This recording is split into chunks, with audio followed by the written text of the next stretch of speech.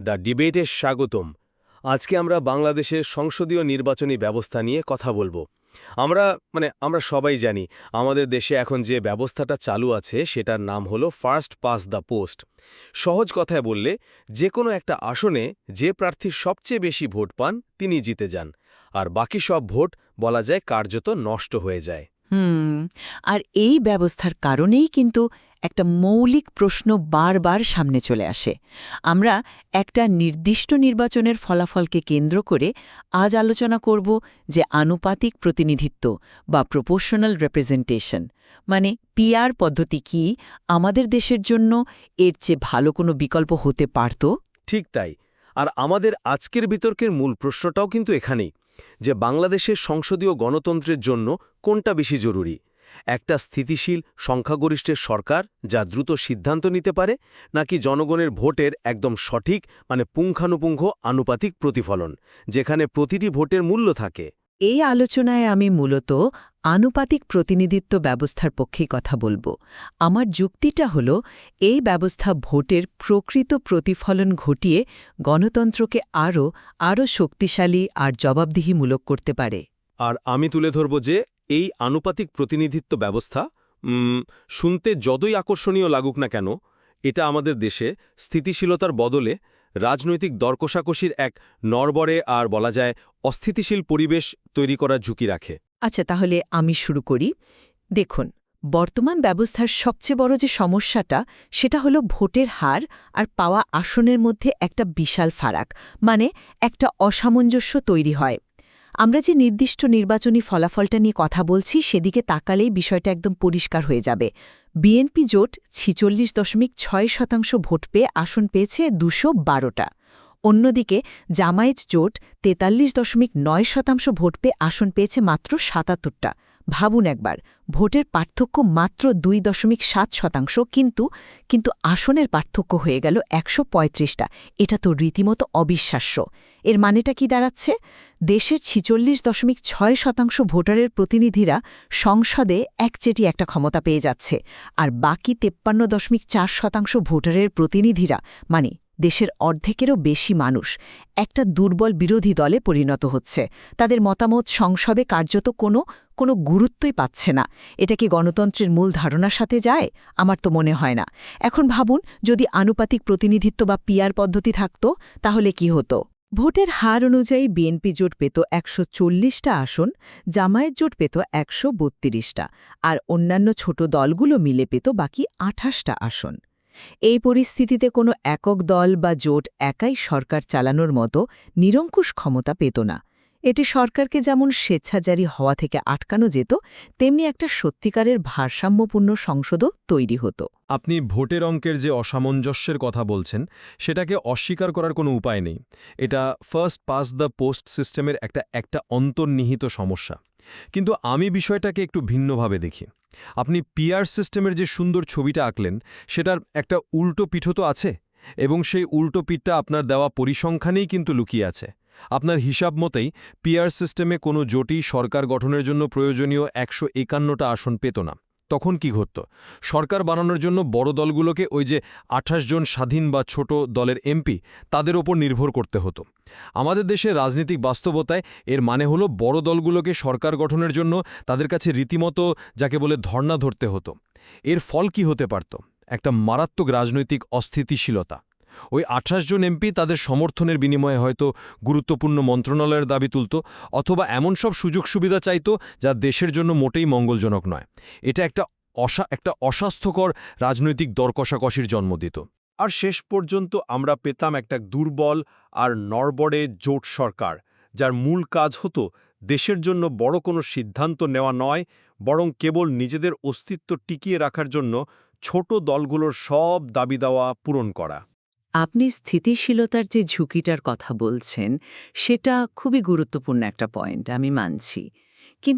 কিন্তু সেই ঝুঁকির সমাধান কি একটা অগণতান্ত্রিক ব্যবস্থাকে আঁকড়ে ধরে থাকা, নাকি সেই ঝুঁকি মোকাবেলা করার মতো একটা রাজনৈতিক সংস্কৃতি তৈরি করা?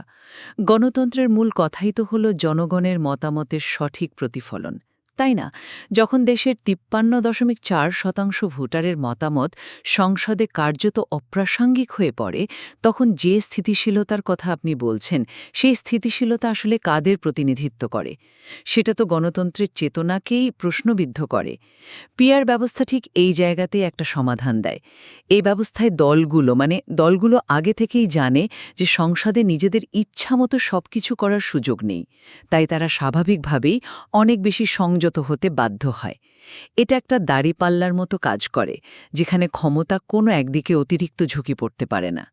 আমার মতে এই ভারসাম্যটাই একটা সুস্থ গণতন্ত্রের আসল ভিত্তি, নিছক স্থিতিশীলতা নয়। দেখুন, আপনি যেটাকে ভারসাম্য বলছেন সেটার একটা অন্য নামও হতে পারে অকার্যকর অবস্থা, বা বলা যায় পঙ্গুত্ব। একটা দেশের সার্বিক অগ্রগতির জন্য, বিশেষ করে বাংলাদেশের মতো একটি উন্নয়নশীল দেশের জন্য একটা স্থিতিশীল সরকার থাকাটা খুবই জরুরি। পিআর ব্যবস্থার ফলে যদি এমন একটা দুর্বল জোট সরকার তৈরি হয় যা শুধু টিকে থাকার জন্য ছোট দলগুলোর অযৌক্তিক দাবি মেটাতে সারাক্ষণ ব্যস্ত থাকে, তাহলে দেশের দীর্ঘমেয়াদী উন্নয়ন পরিকল্পনা, অর্থনৈতিক সংস্কার বা জরুরি আইন প্রণয়নের মতো গুরুত্বপূর্ণ কাজগুলো তো স্থবির হয়ে পড়বে। প্রতিদিন সরকার পতনের আশঙ্কা মাথায় নিয়ে তো দেশ পরিচালনা করা যায় না। জনগণের প্রতিনিধিত্ব করে সংসদে বসে যদি তাদের জীবনমান উন্নয়নের কোনো সিদ্ধান্তই নিতে না পারেন, তাহলে সেই প্রতিনিধিত্বের দামটা কি?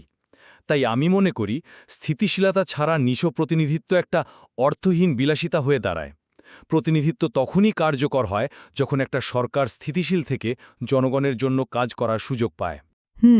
কিন্তু এই স্থিতিশীলতার যুক্তিতে আমরা এমপিদের ব্যক্তিগত ভূমিকা আর জবাবদিহিতার বিষয়টাকে পুরোপুরি এড়িয়ে যাচ্ছি। পিআর ব্যবস্থায় যখন স্বতন্ত্র বা ছোট দলের এমপিদের গুরুত্ব বাড়ে, তখন কিন্তু তাদের আরও বেশি দায়িত্বশীল হয়ে ওঠার একটা সুযোগ তৈরি হয়। কারণ তখন তাদের ভূমিকাটা কেবল সরকারি দলে থেকে হাততালি দেওয়া বা বিরোধী দলে থেকে হইচই করার মধ্যে সীমাবদ্ধ থাকে না। একজন এমপির হাতে যখন সত্যিকারের ক্ষমতা থাকে, তখন তিনি এলাকার মানুষের জন্য গঠনমূলক কাজ করে সবার নজরে আসতে চান, জনগণের ভাষা বোঝার চেষ্টা করেন এবং নিজ দলের কাছেও নিজের গুরুত্ব প্রমাণ করতে চান। এর আরেকটা বড় দিক হল, পিআর সিস্টেমে প্রতিটি দলকেই সারা দেশের মানুষের কাছে দায়বদ্ধ থাকতে হয়। কারণ ফার্স্ট পাস্ট দি পোস্টের মতো শুধু নির্দিষ্ট কিছু আসন জিতলেই চলে না। সারা দেশে পাওয়া মোট ভোটের শতাংশের উপর তাদের আসন সংখ্যা নির্ভর করে। তাই কোনো একটা ভুল পদক্ষেপ নিলে বা জনবিচ্ছিন্ন হয়ে পড়লে তার প্রভাব সরাসরি আসনের উপর পড়ে। এটা একটা সার্বিক জবাবদিহিতার সংস্কৃতি তৈরি করতে পারে। এই যুক্তিটা শুনতে ভালো লাগলেও আমাদের বাস্তবতার নিরিখে কি এটা কাজ করবে? আমার তো মনে হয় না। আপনি যাকে গুরুত্ব বৃদ্ধি বলছেন, আমি তাকে অসামঞ্জস্যপূর্ণ ক্ষমতা, বা বলা ভালো ক্ষমতার অপব্যবহারের একটা বিশাল সুযোগ হিসেবে দেখছি। মাত্র কয়েকজন এমপির হাতে পুরো সরকারের ভাগ্য জিম্মি হয়ে থাকাটা কোনোভাবেই একটা সুস্থ গণতন্ত্রের লক্ষণ হতে পারে না। এটা এমপিদের গঠনমূলক কাজে উৎসাহিত করার চেয়ে সুযোগসন্ধি রাজনীতিতে অনেক বেশি উৎসাহিত করতে পারে। একটা দৃশ্য কল্পনা করুন তো, মাত্র ১০ জন এমপি মিলে পুরো দেশের বাজেট প্রক্রিয়া বা একটা গুরুত্বপূর্ণ জাতীয় নীতিকে আটকে দিল, কারণ তাদের ব্যক্তিগত বা গোষ্ঠীগত কোনো দাবি পূরণ করা হয়নি। এতে জবাবদিহিতার বদলে এক ধরনের রাজনৈতিক ব্ল্যাকমেলিংয়ের সংস্কৃতি তৈরি হওয়ার ভয় থাকে। তখন দেশের বৃহত্তর স্বার্থের চেয়ে ওই ছোট গোষ্ঠীর স্বার্থকেই বড় করে দেখতে বাধ্য হবে সরকার। কিন্তু আমার একটা প্রশ্ন আছে, আমাদের বর্তমান ব্যবস্থায়ও তো এমপি কেনাবেচা বা দলের সিদ্ধান্তের বিরুদ্ধে ভোট দেওয়ার অভিযোগ ওঠে। আপনার কি মনে হয় না পিআর সিস্টেমে এই দরকষাকষির সুযোগটা আরও প্রাতিষ্ঠানিক, আরও ভয়াবহ আকার ধারণ করতে পারে? আপনার প্রশ্নটা খুবই যৌক্তিক। হ্যাঁ, ঝুঁকিটা অবশ্যই আছে, আমি অস্বীকার করছি না। কিন্তু আমি মনে করি আপনি পরিস্থিতির সবচেয়ে নেতিবাচক দিকটি শুধু দেখছেন। পিআর ব্যবস্থা দলগুলোর মধ্যে শত্রুতার পরিবর্তে একটা সহযোগিতার সংস্কৃতিও তো তৈরি করতে পারে। যেমনটা আমাদের আলোচনাতেই উঠে এলো, ওই ২৮ জন এমপির কাছে ধর্ণা না দিয়ে বড় দল দুটো হয়তো নিজেরাই একে অপরের কাছে এসে বলতে পারত, দেখুন, দেশে একটা রাজনৈতিক সংকট তৈরি হয়েছে, চলুন দেশের স্বার্থে আমরা দুদল মিলে একটা জাতীয় ঐক্যমত্যের সরকার গঠন করি এবং দেশ চালাই। এটা কি একটা সম্ভাবনা নয় যে দলগুলোর মনে কুমতলব আছে বা যারা সবসময় একছত্র ক্ষমতা ভোগ করতে চায়, তারাই তো এই পদ্ধতিটাকে ভয় পায়? কারণ এটা তাদের স্বেচ্ছাচারী হতে বাধা দেয় এবং আপোস করতে বাধ্য করে। আমার তো মনে হয় এই পদ্ধতিটা আসলে রাজনৈতিক দলগুলোকে আরও পরিপক্ক এবং দায়িত্বশীল করে তুলতে সাহায্য করতে পারে। এটা অনেকটা জানেন তো বাধ্য হয়ে ভালো হয়ে যাওয়ার মতো একটা পরিস্থিতি তৈরি করে। আপনি একটা খুবই আদর্শ পরিস্থিতির কথা বলছেন, কিন্তু আমাদের দেশের রাজনৈতিক বাস্তবতা হয়তো এতটা সরল নয়। যে বিষয়টা আমাকে সবচেয়ে বেশি ভাবায় সেটা হলো সমস্যাটা যদি পদ্ধতির না হয়ে মানসিকতার হয়। দলগুলোর মধ্যে যদি দেশ গড়ার আন্তরিকতা, পারস্পরিক শ্রদ্ধা আর গণতান্ত্রিক মূল্যবোধই না থাকে, তাহলে কোনো পদ্ধতিই কি শেষ পর্যন্ত কার্যকর হবে? যেমনটা আমাদের দেশের উচ্চকক্ষে পিআর ব্যবস্থা চালুর প্রসঙ্গে একবার সতর্ক করা হয়েছিল। দলগুলো যদি হটকারী হয় বা তাদের মধ্যে যদি ন্যূনতম শ্রদ্ধাবোধ না থাকে, তাহলে এই সুন্দর ব্যবস্থাটাও একটা অর্থহীন কাজে পরিণত হতে পারে। তখন এটা অনেকটা গরিব দেশের টাকায়ও অতিরিক্ত বেকার হাতি পোষার মতোই একটা বিলাসিতা হয়ে দাঁড়াবে। মূল সমস্যা যদি রাজনৈতিক দলগুলোর মানসিকতায় হয়, তাহলে সিস্টেম পরিবর্তন করে কি আদৌ কোনো লাভ হবে, নাকি এটা কেবল নতুন ধরনের আর আরও জটিল সমস্যা তৈরি করবে? যে রাজনৈতিক দলগুলো ফার্স্ট পাস্ট দ্য পোস্ট সিস্টেমে একে অপরে মুখ দেখতে পারে না, তারা পিআর সিস্টেমে এসে হঠাৎ করে মিলেমিশে দেশ চালাবে, এই ধারণাটা একটু বেশি আশাবাদী বলে মনে হয় আমার। আমি মানছি যে রাজনৈতিক সংস্কৃতি একটা বড় বিষয়, কিন্তু সংস্কৃতি তো আকাশ থেকে পড়ে না, তাই না? সিস্টেম বা ব্যবস্থার মাধ্যমেই ধীরে ধীরে সংস্কৃতি তৈরি হয়। একটা ভালো সিস্টেম খারাপ আচরণকে নিরুৎসাহিত করে আর ভালো আচরণকে উৎসাহিত করে।